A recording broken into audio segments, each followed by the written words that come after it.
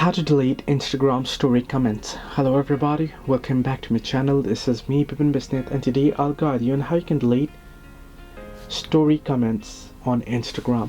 Well, the process itself is actually pretty simple and pretty easy, so let me guide you through. If you open up Instagram and if you have posted a story, then if there is any comments on it, you'll be able to see it right there.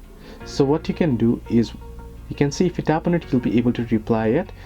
Now in order to delete it, if you tap on it here, so you can see the comment here, right? So you want to open up story, then tap on the activity option there and you'll be able to see every comments there. Tap on three dots beside the comment and you can see delete comment option. Tap on delete and it'll be deleted.